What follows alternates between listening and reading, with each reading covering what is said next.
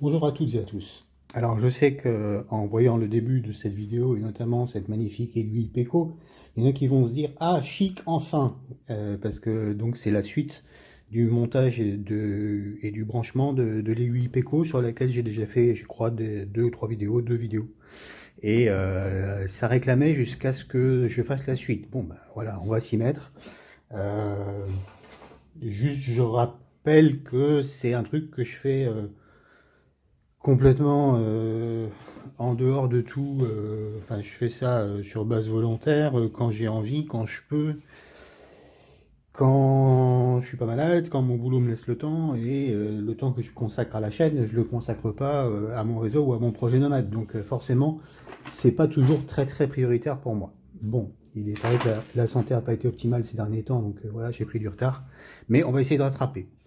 Alors, on met ça de côté. Là, je vous présente, j'ai fait un support, c'est du contreplaqué de 10, sur lequel j'ai placé deux cales, une à chaque bout, et une cale intermédiaire pour soutenir le bazar. Alors, j'ai déjà fait bon, quelques repérages avant de lancer la vidéo. Donc, je vous montre en gros comment ça va se passer. Mon aiguille va se placer ici. J'ai tracé là l'axe de la voie principale et ici l'axe de la voie déviée. Bon là je les ai mis à 3 cm du bord parce que j'ai pas forcément un gros espace, hein, mais on s'en fout, c'est juste pour la démonstration. Donc ce que je vais faire, c'est que je vais faire une installation provisoire parce que j'ai pas l'utilité de ce truc là une fois qu'il est terminé. Donc je veux pouvoir démonter. Donc rien ne sera collé. Je vais fixer mes éléments de voie avec des vis, des petites vis cruciformes. Là, on va vous en montrer une comme ça. Voilà, des petites vis cruciformes de 3 par 12. Ça veut dire 3 de longueur, 3 de diamètre, pardon, et 12 de longueur. Le tout étant exprimé en millimètres.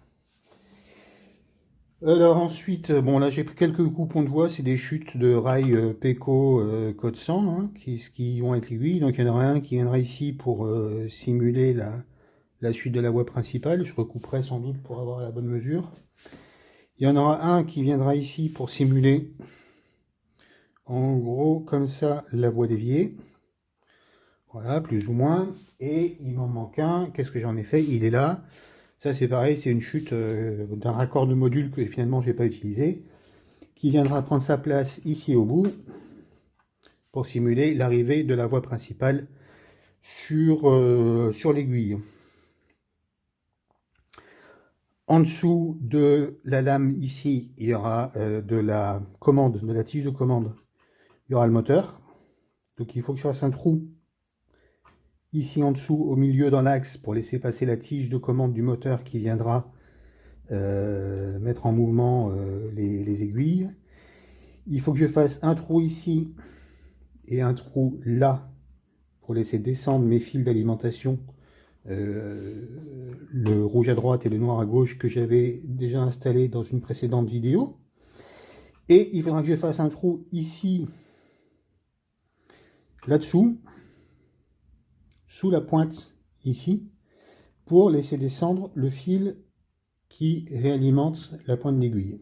Ici j'ai mis un bleu parce que c'est ce que j'avais sous la main. Donc j'ai déjà fait quelques... Pardon, c'est comme ça que ça vient. J'ai déjà fait quelques repères, vous voyez qu'il y a des traits de crayon. Donc j'ai matérialisé, j'enlève l'aiguille pour vous montrer. J'ai matérialisé de droite à gauche ici la place de la tige de commande. Ok.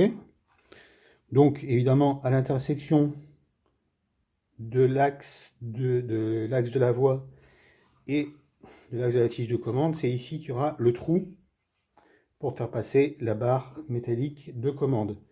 J'ai ici les deux trous à faire, je ferai des tout petits, hein, pour laisser descendre mes fils. Et ici, j'ai pris des mesures, hop, voilà, vous les voyez là.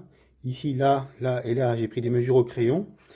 J'ai tracé la croix et ça me donne ici l'endroit où descendra, le point central où descendra le fil pour l'alimentation.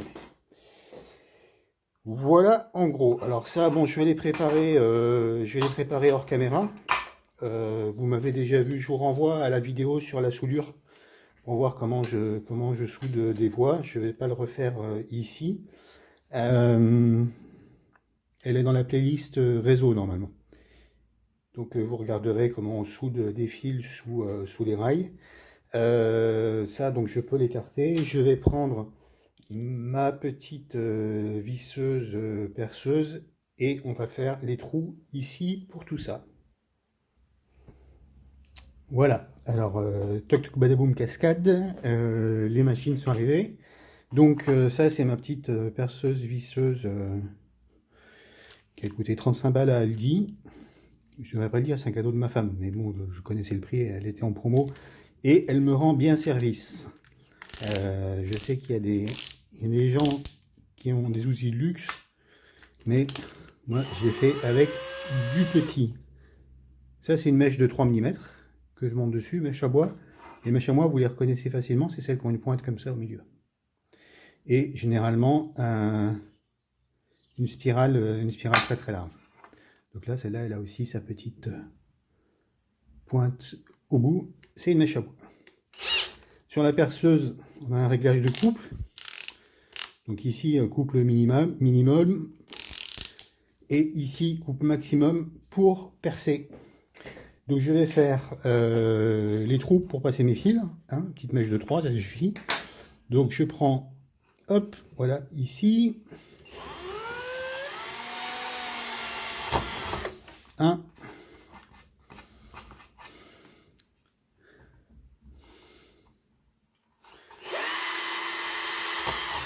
2.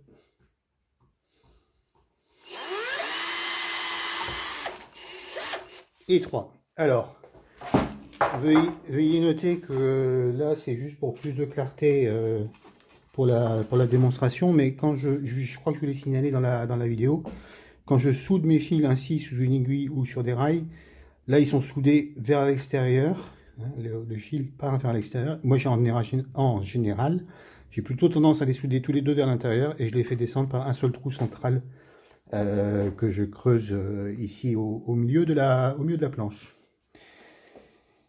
Donc après on met l'aiguille, on va faire vraiment pas à pas. Hein. Donc le fil rouge passe dans le trou de droite. Je prends le sens de la marche étant comme ceci. Tiens, oui, il est déjà dénudé. Bon, pas grave. Le fil noir passe dans le trou de gauche et le bleu passera dans le trou ici au milieu de la croix. Je pense que j'aurais dû prendre un peu plus gros parce que du coup comme j'ai isolé mon... Ouais, je vais prendre un peu plus gros parce que comme j'ai isolé ma soudure, ça va pas aller. Je prends une mèche un peu plus importante et je reviens. Alors dans la famille mèche à bois, je vous présente la mèche de 5. J'enlève ma petite mèche de 3 qui est trop fine pour ça. Je mets dans la mèche de 5 à la place. Et je refais mon trou.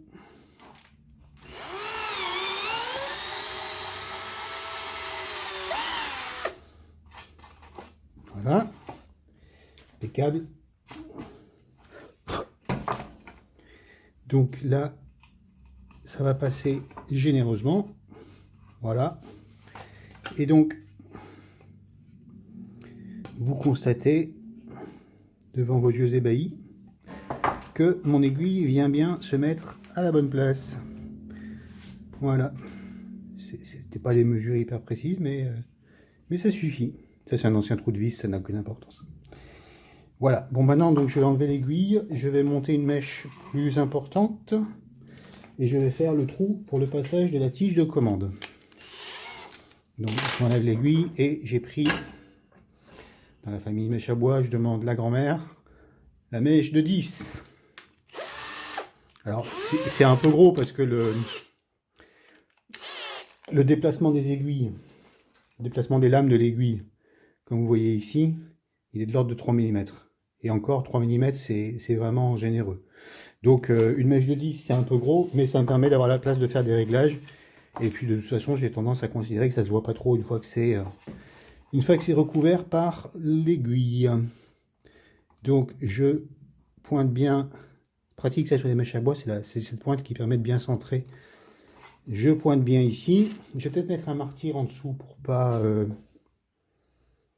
risquer de percer mon bureau. Ça c'est une bonne idée. Alors, un martyr, qu'est-ce que je peux avoir comme martyr? On va prendre un martyr. Ah, ça c'est un beau martyr, ça c'est un bout de bois qui a servi pour faire de la soudure. Faut pas souder sur du bois, c'est inflammable le bois. Je sais pas quel est le con qui a fait ça, mais je le félicite pas. Bref, on se souvient.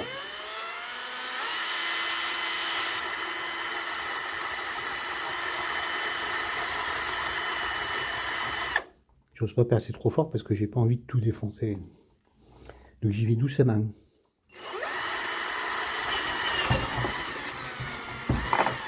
Voilà. Hop. Je retire le martyr. Je vais verser ce gros paquet de sciure directement dans la poubelle. Voilà, voilà, voilà, voilà, voilà. Hop, hop, hop, hop, hop, hop, hop. Hop, hop. Bon. Donc, on a nos 4 trous. L'aiguille peut venir en place. Le fil bleu pour l'alimentation de la pointe de cœur. Le fil rouge. Et lui aussi, j'ai déjà dénudé. Oh, j'avais bien travaillé, tout est déjà prêt. Enfin, presque. Tout serait presque prêt s'il était en plus étamé. Mais bon. Donc, le fil noir pour l'alimentation du rail de gauche. Voilà. Tout se met bien en place. J'ai bien en position centrale, disons, ici, l'aiguille où mon fil est bien dans l'axe du trou que je viens de percer pour laisser passer la tige. Donc, ce que je vais faire, c'est simplement que je vais passer non plus sur la perceuse, mais sur la fonction visseuse. Et je vais installer 2-3 petites vis pour tenir mon aiguille. Alors, ça c'est trop gros. J'interromps 2 secondes le temps de retrouver mon embout visseuse. Vous le connaissez, l'abruti qui travaille toujours dans un endroit qui est jamais bien rangé, où il y a plein de bordel sur le bureau, là, là, là. Oh, un bon tournant. Bref, je cherche toujours mon embout visseuse. Voilà, j'ai retrouvé l'embout de la visseuse. Toujours travailler avec le bon embout. Il y a plusieurs sortes de cruciformes. Je peux éventuellement faire une vidéo sur le sujet si ça vous intéresse. Parce que si on ne travaille pas avec le bon embout, on fait de la merde. Donc par contre, ce que je vais faire, c'est que là, j'ai été sur le couple maximum pour percer. Je reviens sur le couple minimum, hein, parce que c'est juste mettre de la toute petite vis, pas longue, dans du contreplaqué. Donc il n'y a pas besoin d'avoir une force démesurée pour faire ça. Alors on y va. On va prendre, je fais même pas d'avant-trou d'ailleurs, parce que c'est pas la peine, les vis mordent toutes seules. Et puis bon, faire un avant-trou pour une mèche, pour une vis de 3 mm, il faudrait prendre une mèche de 2 ou de 1, et j'ai pas envie, c'est encore parfaitement un coup à la casser. Donc on va faire comme ça directement. Je vais poser ma vis entre 2 traverses. Le train passera au-dessus sans aucun problème. Hop, je vais en mettre une autre ici dans l'axe de la voie principale, de la voie directe. Puis on va respecter le jargon. Hein. Toujours dans le champ? Oui, c'est bon. Oups. Ah, ça arrive, hein. Des fois, elles sont pas toutes pareilles. Et il y en a qui mordent mieux que d'autres. Mais bon, ça n'a pas grande importance. Si c'est trop compliqué, je coupe et j'en mets une autre.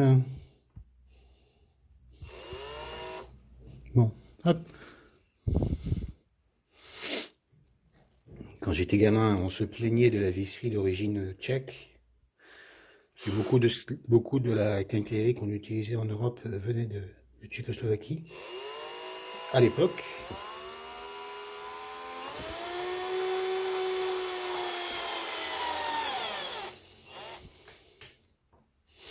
Mais bon, je vous parle d'un temps, je suis né avant la chute du mur.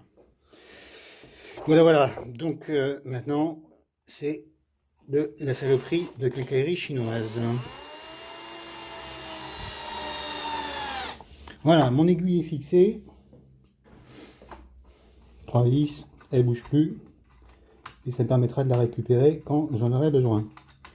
La lame est bien mobile. Est-ce que la lame est bien mobile? Oui. Il y a un truc qui accroche là. Bon. Il y a un truc qui accroche. C'est quoi ça? Ok, c'est mieux. Il va falloir que je vois ça. Le moteur, il est pas assez costaud pour... Bon, je verrai. Voilà. Mon aiguille est fixée. Mes fils arrivent en dessous. Et ici, viendra se positionner le moteur. Est-ce qu'il est encore sorti le moteur? Non, voilà. Mais il viendra se positionner ici et puis il commandera la lame d'aiguille là à travers la tige. Bon allez, c'est tout pour aujourd'hui. Je vais préparer les rails, je vais les mettre en place, mais ça ce sera pas filmé, ça n'a aucun intérêt. Voilà, voilà, à bientôt.